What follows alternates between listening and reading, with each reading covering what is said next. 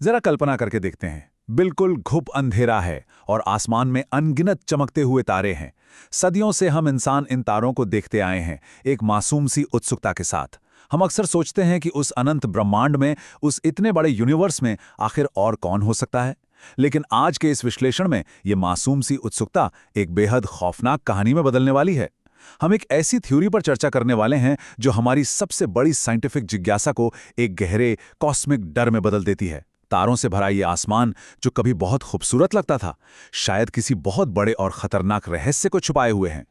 विज्ञान की दुनिया में एक बहुत ही फेमस सवाल है जिसे फर्मी पैराडॉक्स कहा जाता है। हमारा यूनिवर्स इतना विशाल है कि हम लोग इसकी पूरी तरह से कल्पना भी नहीं कर सकते। यहाँ अरबों गैलेक्सीज हैं और हर गैलेक्सी में खरबों तारे और ग्रह हैं। अगर गणित और प्रोबेबिलिटी के हिसाब से देखा जाए तो इस ब्रह्मांड को जीवन से और दूसरी सभ्यताओं से भरा होना चाहिए था। लेकिन रियलिटी क्या है? रियलिटी एक भयानक, डरावना सन्नाटा है। कोई सिग्नल नहीं, कोई कांटेक्ट नहीं। आखिर ये यूनिवर्स इतना डेड साइलेंट क्यों है? और यहीं से शुरू होती है हमारी इस डिस्कशन की असली कड़ी, ब्रह्मांड की ये डरावनी खामोशी। आखिर ये सन्नाटा हमसे क्या कह रहा है? क्या कभी किसी हॉरर मूवी का वो सीन याद है जहां अचानक से सब कुछ बहुत शांत हो जाता है?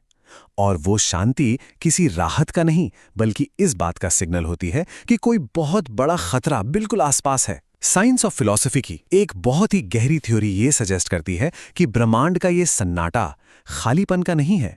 और यहीं से जन्म होता है हमारे आज के मेन टॉपिक का, डार्क फॉरेस्ट थ्योरी, जिसे मुख्य रूप से चीनी लेखक लियू सिसिन ने अपनी साइंस फिक्शन बुक में पॉपुलर बनाया। ये थ्योरी कहती है कि इस पूरे यूनिवर्स को एक घने अंधेरे जंगल की तरह मान लीजिए, और इस जंगल में मौजूद हर एक सभ्यता, हर एक एलियन प्रजाति कोई दोस्त या पड़ोसी नहीं है, बल्कि हर कोई एक शिकारी है।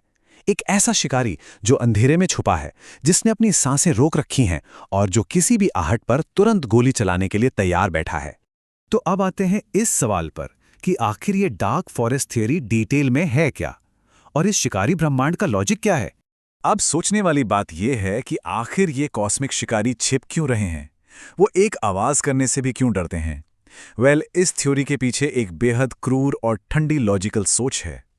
इस थ्योरी का मानना है कि यूनिवर्स में परोपकार या दोस्ती जैसी कोई चीज एग्जिस्ट ही नहीं करती। इस अंधेरे जंगल में रहने वाली हर सभ्यता 3 खौफनाक रूल्स को फॉलो करती है। पहला, किसी भी कीमत पर अपने एग्जिस्टेंस को छुपाकर रखना। दूसरा, हर अनजान चीज से लगातार और भयानक रूप से डरना। और तीसरा, जो सबसे ज्यादा डरावना है, अगर कभी गलती से भी किसी दूसरी सभ्यता का पता चल जाए तो बिना कोई सवाल पूछे, बिना कोई बात किए उसे तुरंत डिस्ट्रॉय कर देना। क्योंकि इस अंधेरे जंगल में खुद को एक्सपोज करने का सीधा सा मतलब है इमीडिएट डेथ। यहां हर कोई एक दूसरे को सिर्फ और सिर्फ एक जानलेवा खतरे के रूप में देखता है। ये सब सुनकर अजीब लग सकता है, लेकिन आइए जानते हैं अस्तित्व बचाने के उन क्रूर नियमों के बारे में जो इस डरावनी रियलिटी को डिफाइन करते हैं। ये समझना बहुत जरूरी है कि आखिर वो कौन सी साइकोलॉजी है जो इस पूरे यूनिवर्स को चला रही है।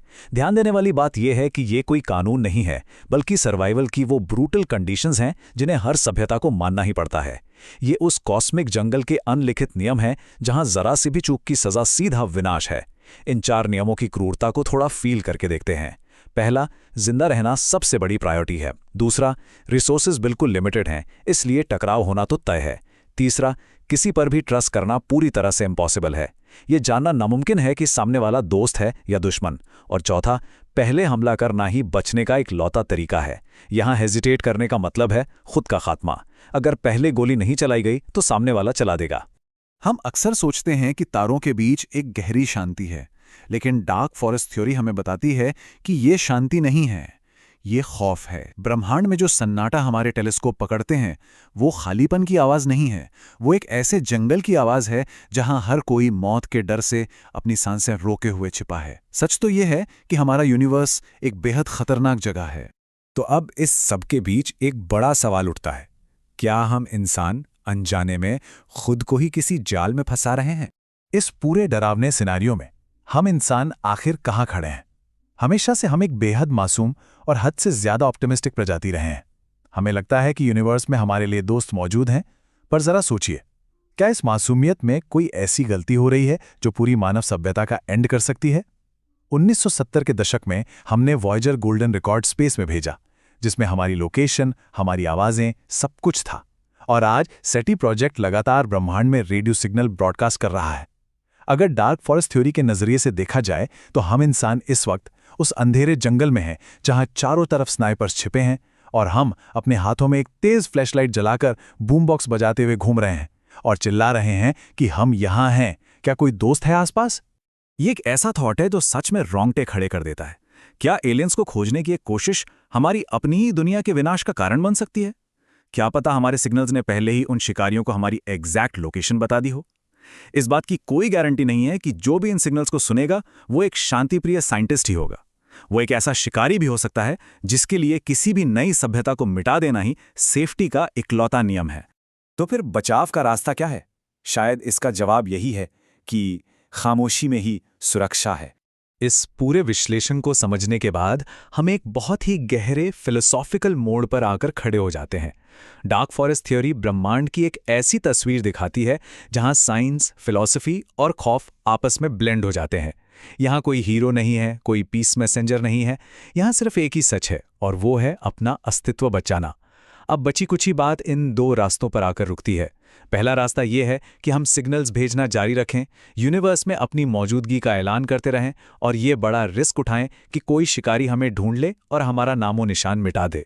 और दूसरा रास्ता ये है कि पूरी तरह से खामोश हो जाएं, अपने टेलीस्कोप्स को सिर्फ सुनने के लिए इस्तेमाल करें, बोलने के लिए नहीं। हालांकि ये थ्योरी अभी सिर्फ एक हाइपोथेसिस है और इसका कोई साइंटिफिक प्रूफ नहीं है, लेकिन दांव पर जो लगा है, यानी पूरी ह्यूमन सिविलाइजेशन का एग्जिस्टेंस, उसे देखते हुए क्या ये रिस्क उठाना सही है?